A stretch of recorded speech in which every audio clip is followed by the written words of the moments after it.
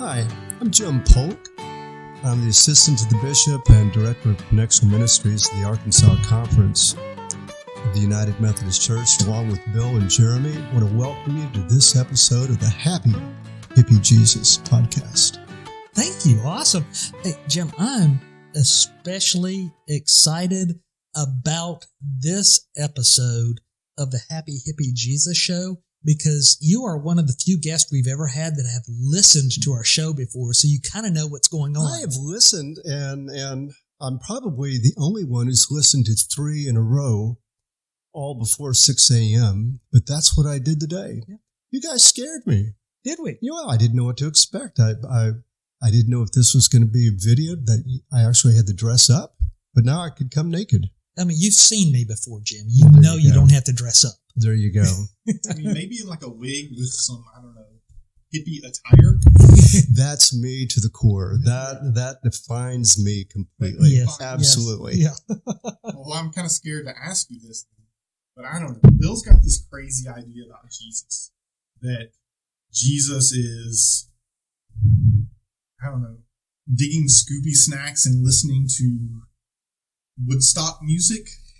Dude, you mess this question up all the time. You don't even ask the question anymore. You frame it in this insane way. That is my goal. Yeah, the question is, do you think Jesus, in all the iterations that Jesus presents himself, could also be a hippie? Could he be a hippie? Yes. Now, is your question, could he be a hippie or is he exclusively a hippie? No, I've never said exclusive. Because Jesus, we don't want to put Jesus in a box. Guys, who's the guest here? Yeah, exactly. Yeah, let me answer this question here. Who's the guest? You're right. So, yeah. So would he be doing Scooby-Doo things and listening to Woodstock and wearing sandals? Well, the sandals, probably so, because I've seen him in all the pictures that way. Would he wear long hair? Yeah, that's apparently what he did. Wear robes? Yeah, absolutely. Hippie? Yeah, I'm not real sure about that one. Here's why. Hippies were countercultural. Now, I was 3 years old when the 60s started. I was 13 when it ended. So it's not like I knew anything about that. I was a 70s guy with bell bottoms and flowered shirts and polyester suits and all that fun kind of stuff. But Jesus was countercultural. And so I think he would have been the one right there with the hippies, telling them that they had a good passion, but they were a little off.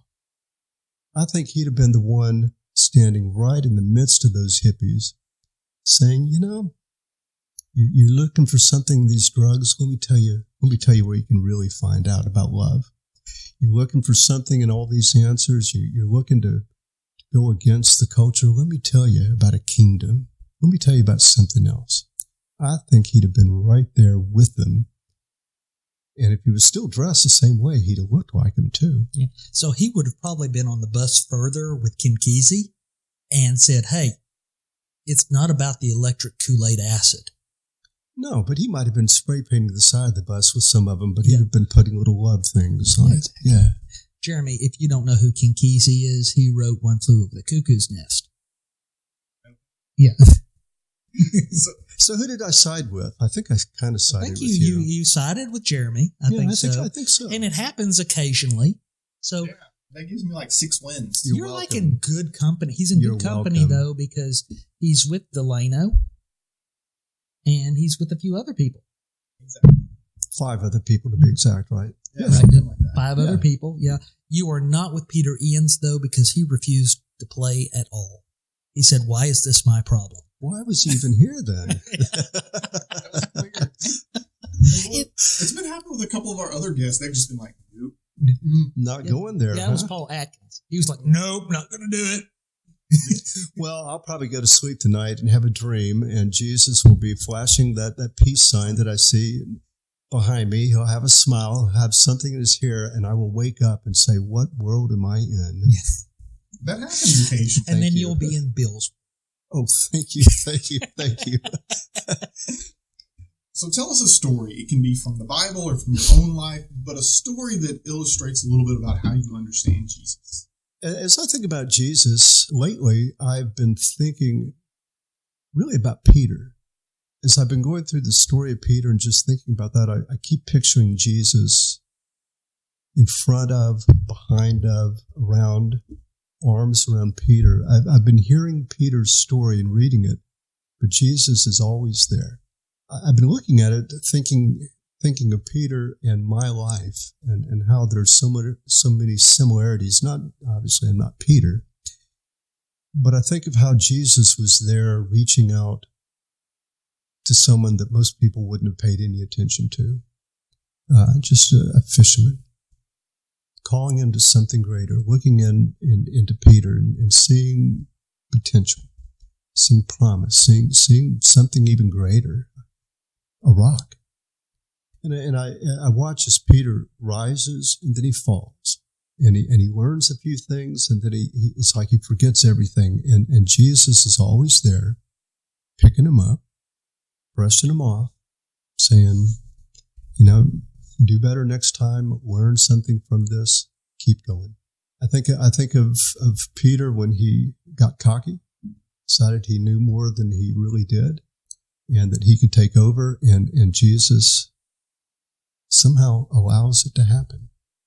But then comes back later on and says, hey, Peter, you who betrayed me 3 times, you who ran, you who were supposed to be a rock and yet started acting like Satan, you who did all this, do you love me?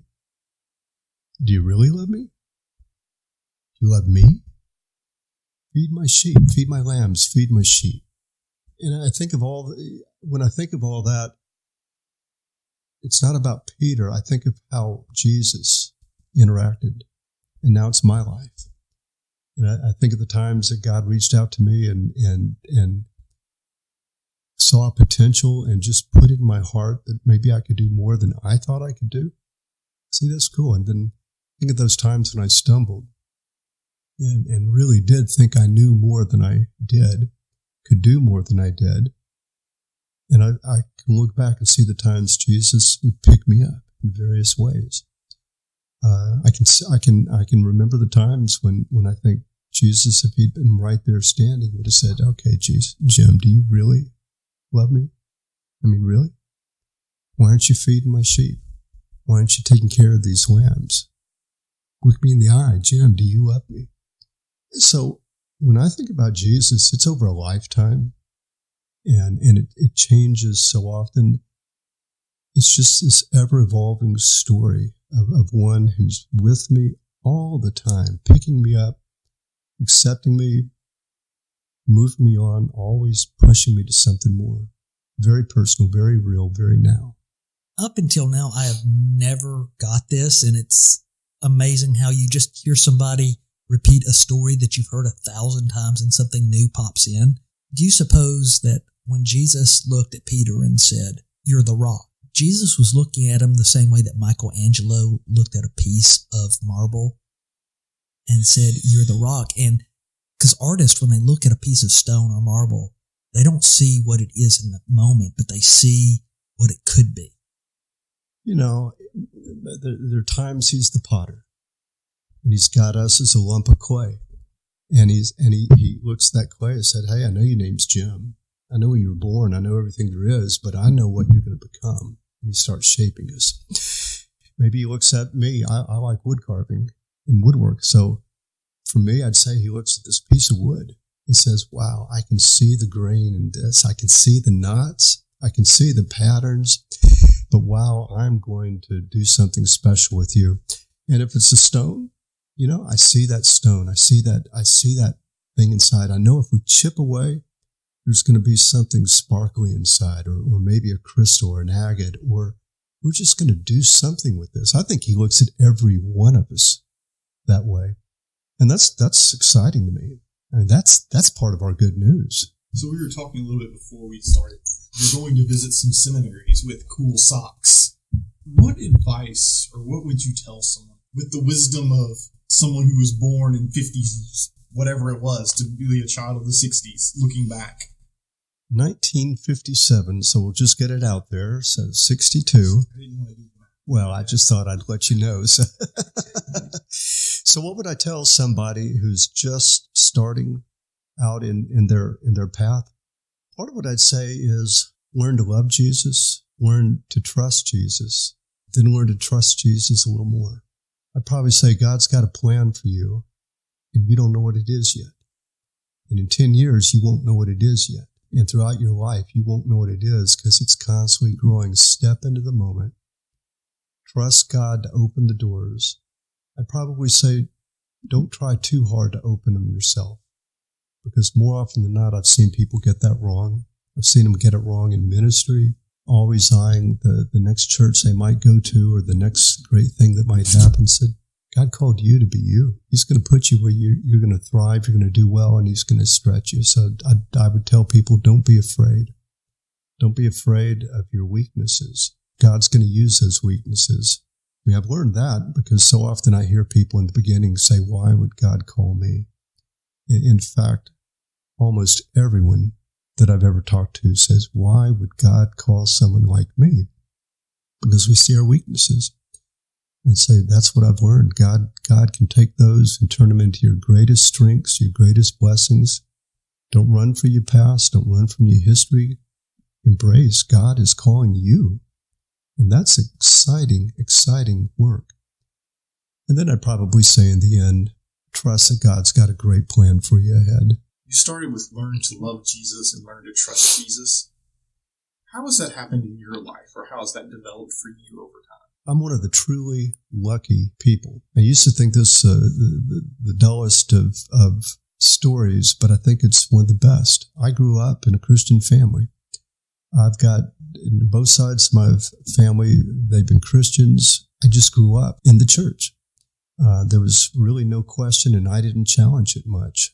Would that everybody had an experience like that, which means that at every stage of my life that I can remember, I have tried to respond to Jesus the way I knew Jesus. When I was a little kid, he was a storybook character. That's what I knew, but I liked the stories. He was a cool character. When I got into junior high and high school, well, maybe not that much, but into grade school, he became more of a friend. And I kind of loved him as a friend that way. And then maybe when I got a little bit older, Jesus was the one who said he's more like a parent. And maybe in junior high and high school, but I loved my parents. And I knew that he was the one kind of watching over me and watching out for me. And every now and then, give me a curfew or something like that. Do this, don't do that. And when I got into college, and I wasn't rebelling, but I was kind of straying a little bit, or at least slacking off. Jesus would be kind of like that voice on my shoulder, maybe a conscience. But I always knew there was some wisdom there. And even if I wasn't listening to that voice, I just knew that this is one that if I did, I could trust. I guess my point is I've loved Jesus in various ways, all based on how I knew Jesus at the time, the experience. Today, it's at some point it became a savior, one who just accepted me as I was and picked me up and cleansed me and put me on a new path. Today, it's more a guide, a friend again. And companion isn't the right word. He's the leader, but the leader of the band that I'm with, the one I'm part of. So yeah, learning to love Jesus, whatever that means to you, wherever that is, it's going to be different, but that's critical. All three of us are pastors, and ultimately we feel our call towards caring for a congregation. But right now, I kind of sense that you are living in 1 foot in and 1 foot out in your current position. And I think that's a unique perspective you can have for laity on how you can serve Jesus. On the record, he's not implying that you're close to death. Yeah. Oh, thank goodness. In the grave. Yeah. No, it's more. I think he has to do more with your role, not serving. I just want to clarify. Well, I was getting even more afraid of going to sleep tonight. Yeah. It's all right. Jeremy refers to me as the Grim Reaper. But well, there you go. Can I leave now? So was there a question? I lost track. Yeah. The question was, you're not serving a congregation, but you are serving the conference and you're serving Jesus at the same time. So you've got this unique perspective that Jeremy and I don't have of serving outside of a pastor's role, yet being a pastor. I think you could talk better to our laity, those that aren't pastors, to use a non-church word, about serving Jesus. Well, let me expand on that just a little bit here, because when I came into this role, and the bishop and I have had a lot of conversations. In fact, the other cabinet members, district superintendents, and all have had conversations. That was the hardest part of the transition for me. My call is as a pastor, and I still identify my call as a pastor.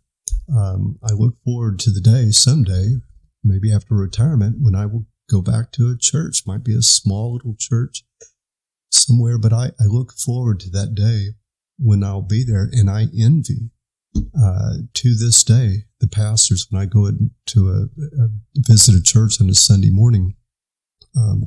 Part of my heart's there, and I've told the bishop and others I can't take that hat off. Sometimes it's underneath my assistant to the bishop hat, but it's part of who I am. It's part of my call, and 30 some odd years in that, you don't lose that. Coming into this job, it became a very different type animal. The pattern of life is different. We used to follow liturgical seasons. You guys do that. I followed the appointment season and annual conference season and different patterns in my life. From this perspective, I've learned that hierarchy is not bad. I used to talk like most pastors of those people in Little Rock. And what did they know, and what were they thinking? And gosh, if only they understood. And now I'm one of those people saying, I do know. I do remember. I get this stuff. I'm intentionally not forgetting it. But one thing that surprised me, and it's getting now to your question, one thing that really surprised me was how hard it is to be a layperson in a church. And I think I've got a better perspective. I've told people that I will be a much better pastor whenever I get into a church from the things I've learned. All my career, I've known that there are people coming to church, new faces, new people, but I had no idea how difficult it can be in the best of circumstances to break into a church.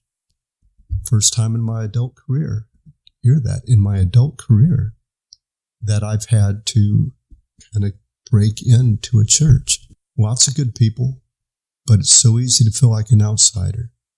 Lots of good people, but you're just not sure how to get into it. I'm a strong Christian. At some point, the churches that I've been in have known that, have known my past, and it's still hard. If I were to go back today as a pastor, I would double down on my ministry with church people and how to reach out to the new faces. But I'd also say that I've learned as well that the opportunities abound for lay people to be in ministry. But I now know how easy it is to go home, because I commute now, to go home and not want to come back out. I know how easy it is to get caught up in things. I don't have to go to church. And so I know how easy it is to say, well, I need to sleep in a little bit more. Thankfully, I haven't done it. But the temptation's there. I kind of get it. So to the lay people, I'd say it's hard. It's hard to do the work, to take that extra step, but worth every bit of the effort. Before I went into pastoral ministry, I was program ministry. And program ministry is kind of like, your youth director, your children's director, those kind of things that do the programming in the church. And what I learned from that was that once you're in the program, you don't have a pastor in the church, because your pastor is your boss too. So as I've gone in as an associate that's been very mindful for myself where I try to be pastor to my staff as well. And I've noticed you work very hard to be a pastor to pastors as well, because you've been there. Can you talk a little bit about that? We're all children of God, and we all need that. And I find that that's where, when I keep my pastor or clergy hat on, that's often where it happens now. My interactions are far more often with people like you, whether it's a meeting, whether it's with some of the staff. I have to be very careful at times. I have to make sure that the roles stay the same and that I don't cross boundaries. We all know how to do that. But there are a lot of people who are hurting, struggling. And I found that sometimes, just a calm voice, that third person in the room, somebody to listen, or somebody just to say, you know what? Jesus is still good. This is still his world.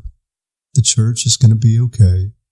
Just basic things can make a difference. So again, whether I'm saying it to the clergy, whether I'm saying it to lay people, whether I'm saying it to people in my church, it'd be the same thing. Opportunities to be in ministry abound. They're just everywhere. So I've been reading Eugene Peterson's A Pastor Memoir, and you've made the point to say, I'm a pastor at heart. I'm curious, what does that word like pastor mean to you, and what does that encompass? What's more, it's so much more than preacher. Okay, preacher sometimes, and I guess it's just some experiences I've seen in the past, can be something you're doing at someone or to someone, preaching at. Preacher is almost surface level. Minister, sometimes we forget when we talk about ministry, sometimes that can get programmatic. For me, pastor, just from my experiences, is what captures closest the fullness of the call. So it may involve preaching or sharing the good news, whether teaching, reading in written form the word. It can encompass reaching out to people and holding hands like all pastors would know. But it really always involves relationships. And for me, being a pastor is just looking at the person and saying, I already love you. I came here already loving you. I'm going to give you a chance to show me why I'm right, but that's the starting point. You're already I can see something divine in you. I can see that something, whether you see it or not. The hurt that's there, I've already asked Jesus to give me empathy because I don't understand it. I don't feel it. But Jesus does. And I'm going to come to you like that. The pastor cares about the whole person, cares about the heart, the head, the mind, the body, cares about your past, future. It's kind of like these stories. You're asking questions that you didn't know you would ask. We just follow where it goes, and it leads us to the right place. Pastor, over time, learns how to do that, pull that story out, and then say, okay, let's move you on to that next part of your story. It's just so much deeper than talking about simply being a preacher. What I like about what you just said, you said that I'm going to love you and prove me wrong. Yeah, that's one of the things I try to teach my kids, is that's so reverse of the world, is respect somebody until they earn your disrespect.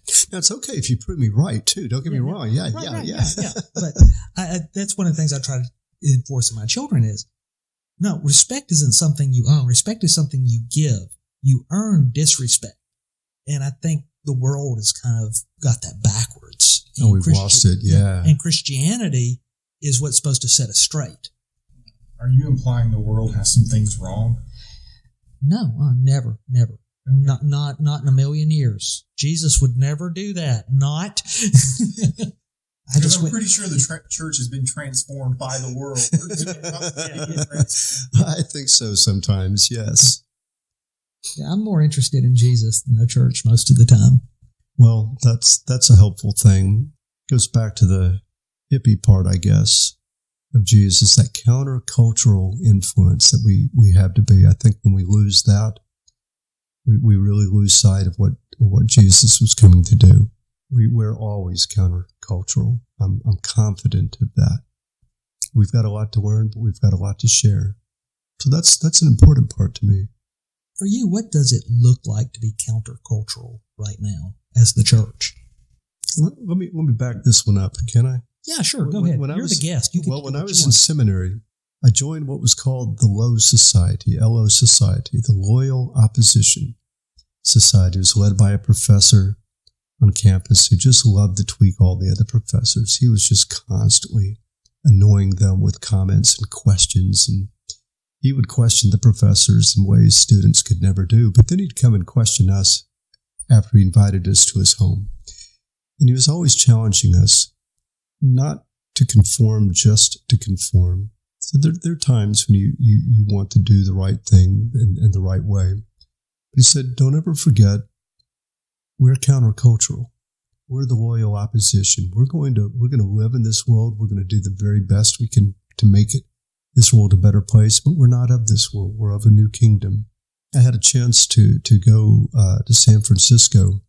Took a year off in seminary and had a chance to work in the inner city, and I saw another part of the world. It was a foreign world. Someone born and living in South Arkansas, learning to deal in that kind of environment taught me that there really is something. We are countercultural. We've got to act differently. We've got to love people who are unlovable and who are unlovely. We've got to tell a story in a way that makes sense to a real world and tell the story not the way everyone wants you to tell it, to people who need to hear something. There were lessons learned in that period of time that have stayed with me. Those clearly, for me, were the formative years of my life. And countercultural to me today doesn't have anything to do with the way you dress. And that's why I wouldn't call Jesus the hippie. It has nothing to do with the outward appearances. It's the willingness to look a little bit deeper and to push, maybe not really accept everything that's going on. Countercultural almost always these days means listening carefully to Jesus, listening for that voice, however it is you hear it. I might identify God's voice one way for me. That's how I'm used to it. You might another, but taking the time to listen to what God might be telling you, it's never going to be follow the crowd. It's never going to be, we'll do what the world's doing. There's always going to be a little more to it because the kingdom is always going to be bigger than this world. So countercultural for me just means it's maybe a different way of saying I want a kingdom focus. To me, I guess being countercultural, the great gift the church can give in a society that seems determined to pick teams and to hate everyone that disagrees with them. What does it look like to love your enemy? What does it look like to say, they're not even my enemy, we just disagree? What does it look like to remember that we're still friends, even though we don't think everything's the same? In a hyper-partisan world, what does it look like not to be partisan? That's becoming, I think, the new avenue for learning how to be countercultural. This is such a partisan world. The voices are so outspoken, and unfortunately, it seems like so many in the church have learned from culture, not from Scripture, not from God, but we're learning from culture. Countercultural then means how do we act in a different way? How do we, as you said, how do we learn to see the good in the person first? How do we love one another, knowing that we don't agree on important topics? I would say partisanship is driven out of fear. From where it's always be afraid of this, be afraid of that. They're bad, you should fear them. And our message should be about love, but it seems that we're determined to pick sides and to talk about fear and things like that. So how do we recapture that message of love and do it in a way that'll let us bridge some partisan gaps? I'd say sometimes it's fear, and maybe even most of the time. Sometimes it's not necessarily fear. It's just an absolute belief that I'm right and you're wrong. And so I think pride can drive something. Pride, arrogance can drive things just as surely as fear in opposite directions. I think humility, servanthood, a willingness to sit again at the feet of Jesus or at the foot of the cross. It's just a different perspective from that point. Almost always, if I'm coming really angry at somebody or I'm really fearful of somebody, almost always, if I look at if I imagine where I'm standing, it's not at the foot of the cross. I'll play now. For me, countercultural is forgiveness.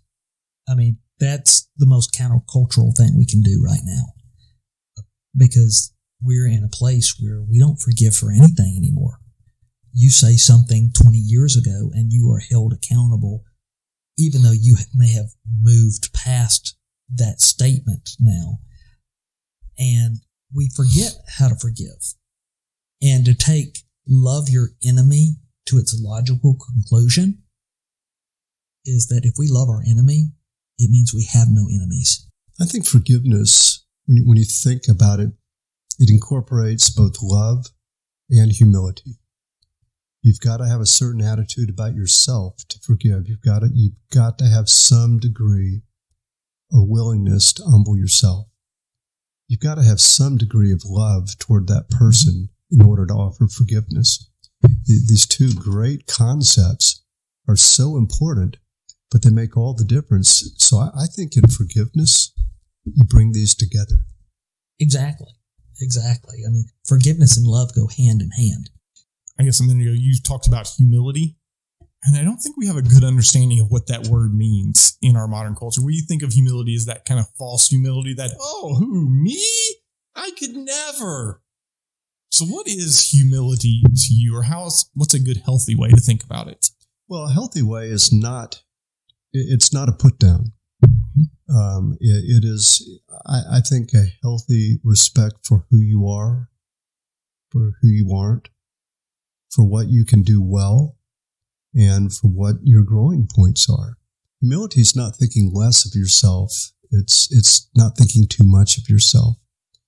And it's as much as anything, I think, at least for me, a matter of perspective.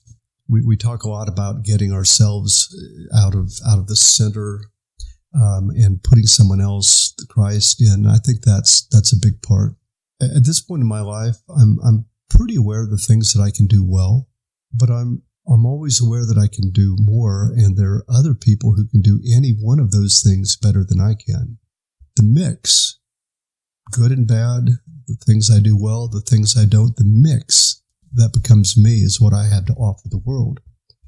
And so anybody can be better at me at anything, but God's going to use me on this perfect mix for whatever He's got in store for me. Humility is acknowledging that there's mystery in this world and I don't know a lot. Humility is acknowledging that God is God and I'm a creation of this wonderful God. Humility is sometimes backing out, just mentally backing out of a situation further and further away until you see just how small not only that problem, but I am in the big scheme of things, that literally nothing revolves around me. Humility, though, is also acknowledging that's okay. In fact, that's a good thing. Humility, I think, leads to putting the other person first when possible, that person's need first, trying to listen to that person, caring more about that person. Humility, for me, as a Christian, humility and servanthood go hand in hand. Those are two words I use in my office. If you were to come in today, you would notice that there is a big yoke behind my desk, and it's followed me around for 30 of my 34 years. But it's not one of those little dinky things. It is a full-blown ox yoke, and I can't come into that office without seeing it. It's literally right behind my chair. In my churches, it would be in the sanctuary, near a cross, because I want the cross to remind me of Jesus. I want that yoke to remind me that I'm a servant. In the office, it's what keeps me humble. I don't have any diplomas up. I don't have any degrees anywhere. I don't even know where they are anymore. I've got a yoke because I know that's what I need the most. I don't have a title on my door. I've got a yoke because that's what I need always, I need to remember that I'm just a servant of the living God, and I just happen to be working in a particular area today. It humbles me, and I can't walk into that room without that yoke reminding me, but for God, I would not be here. So humility encompasses a great deal for me, but never, ever a put down. Whenever I start feeling a little too good about myself, there's certain preachers I'll go listen to, and then I all of a sudden think, yeah, I'm not that good. Is there anybody like that for you? Oftentimes, almost everybody, I hate to say this, I can listen and say, oh my, I wish I had said that. Honestly, there's no one pastor I go to anymore. I used to. Well, I'm going to start now that I've heard three right podcasts. Yeah. Now that I've heard 3 podcasts in a row, I know where to start. I know what I've been missing at this point. But I was at a funeral a couple of weeks ago, and after listening to this particular pastor share his message in a really difficult situation, an unusually difficult situation, I came away saying, that's the funeral message I've always wanted to preach. That's the one. Because he did a masterful job. I've read sermons before, whether I'm doing research or just looking to see what others said, and said, why couldn't I have thought of that? That's the message. Honestly, I've not found anyone who consistently brings me to that point, but often it's someone that I would least expect. And I just hear God's voice, and I come away and saying, what was it about that really grabbed me in a special way? And I learned from it, which means I learn as much from lay people as I do from clergy, by the way. And the sermons I hear are just about as often from lay people being the ministers as they are from the preachers. Mm-hmm. I'm debating whether or not I want to challenge Bill's premise, because it seems to me that listening to other clergy and comparing yourself, that's a comparison trap that can be really dangerous to fall into. Well, it's not a comparison. It's just one of those things where you go, wow, they did a masterful job. And that's something that I feel like you can look at and learn from. When I first began to feel a call in a ministry, like most others, and I mentioned this before, I was saying, why me? God, I'll do it, but you're wrong. You don't have this one right. I'm not a good speaker. I'm not a gifted preacher. I can write pretty well, but I can't do the rest of it. And it was almost like God saying, yeah, I know. You're not, are you? It was kind of an humbling thing. I think I was correct. So he said, so work on that. That was kind of the impression I got. Work on the weakness. I could write, but I wasn't a good speaker. And sometimes I couldn't organize the thoughts properly. I had to learn some things. And I found that if I really worked at it, I could take that weakness and make it something strong. And many times it was by looking, reading, listening to what other pastors were saying about something. For me, it's like reading a book. We'll read books by other authors so that we can learn what someone else thinks about a particular topic or subject, and we learn from that book. We may take an idea or two from that book and apply it to our lives and use it, and it may show up in a sermon. That's not plagiarism. It's taking these thoughts and learning from how people deal with an issue, how they deal with a topic. And then applying it. Comes ours. We give credit, of course, when we're doing it at a certain level, but we learn from one another. If I hear somebody who is just mesmerizing, often it's not these days because I want to get better at my craft. I'm not only thinking about what that person's saying, but I'm saying, why is she saying it that way? What kind of technique is she using? And I try to say, why am I feeling this way about this? What's touching me? And sometimes it just drives me to myself. She's talking to me. This is what I'm dealing with. But sometimes it's a nuance or a change in word, or I might listen to how they have an inflection, or I might say, well, I've never thought about that passage that way before. What a great twist. I think it's important to listen to others, and I learn every time from that. I think it's important to understand our weaknesses as well. I've often said, I'm a preacher learning to be a pastor. And every person that goes into ministry has to figure out what is your strength, what is your weakness, and what do you need to work on. I was probably more a pastor having to learn how to be a preacher. I mean, that's a good way for me to put it. Yeah. And you got to know your weaknesses. And I find it much more of a challenge to be a pastor. Because I think that is, to me, anybody can get up and talk for 20 minutes.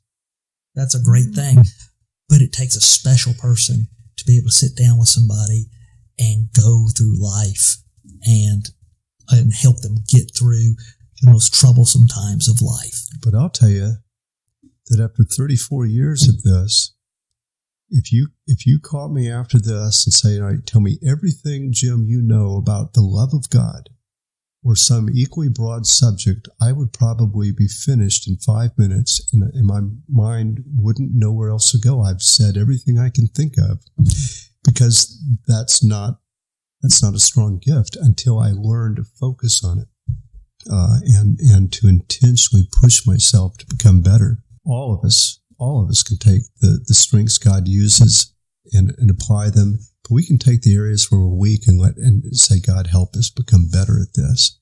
That drives me every single week.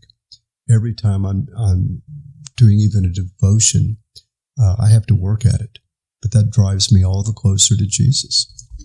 What about you, Jeremy? What about me? What are you? Are you a preacher learning to be a pastor learning to be a preacher, administrator learning to be both? What is it that you feel you are? When I find my weaknesses, I'll let you know. Thank you, man. All right. There you go. And now we have just found Jeremy's weakness, modesty. Yeah. So, what does humility mean to you? That's my question. Well, I don't know. Just no one's ever accused me of having it. Jeremy told me he's the best at being humble. Yeah. Well, there you go. Yeah. So, I was talking to someone last week, and they were like, oh, blah, blah, blah. When they walk in the room, they're such a calming presence and this and that. And I was like, no one's ever said that about me. In my entire life, no one's ever accused me of being a calming presence. Well, Jim, as we come to a close, we'd like to ask you, what is it that's saving your soul right now? Jesus is a given. The thing that saves my soul and that feeds my soul is the good news. And the good news over the years has become richer and broader and deeper and wider year after year after year. If somebody had asked me that question, what's saving his soul 30 years ago, even without anything you'd have said, I'd have gone straight to, maybe a gospel lesson. I'd have talked about Jesus on the cross. I'd have given you 3 points and done something. But the good news for one who's being sanctified, who's growing in this, what really saves me today is knowing that in every situation I'm in, there's some good news. When I was a pastor and I'd find myself in a hospital room with maybe someone who was dying, it was so comforting to me to know that I had something good to tell that person, that there is a God who loves them, and there's a future that's not going to end in a day. It's going to go on. This starting point. If I'd go to a hospital the next day and go into a maternity ward and see a family holding this baby, it was so cool. Able to go and say, I've got some really good news to tell you. There's a God who already loves this child and knows not only the hairs on the head right now. I mean, I know how many hairs. There's none. But know how many are going to be there. He's already got a plan for this person. If I go to visit my dad, who's 92 years old now and living by himself and still lonely from the death of his partner of all those years, I've got good news to share. I've got good news of someone who's right there, who loves him now, who's with him now. And every time I tell that story, every time I think about what good news do I have? It's feeding my soul. I know I'm saved too, and I know it's because of Jesus. But I don't have to go that far back anymore. I see good news everywhere I'm at. When problems come to the bishop's desk or to me, if an email comes and I know this is going to really, just take my day in a different direction, there's good news. I mean, I may have to turn around and look at a yoke to see it. I may look at a cross. I may look out the window and say the sky is still blue. Sometimes I just have a prayer and say, God, I just feel your heartbeat. You're here. You're real. The good news, my good news, the good news has become part of me. That's part of my story. That's absolutely based on Jesus. Absolutely based on what Jesus did, but built up with experience and maybe a little more tradition, some degree of reason. It feeds my soul every day. Every day. And he says he's not a preacher. You gave me a chance. Hey, man, that is one of the reasons why I'm so jealous of pastors, people that are natural pastors, or answers like yours just now. Yeah, thanks a lot, Jim. Thanks for being with us. Thank y'all so much for this. It's been a lot of fun. Bye-bye.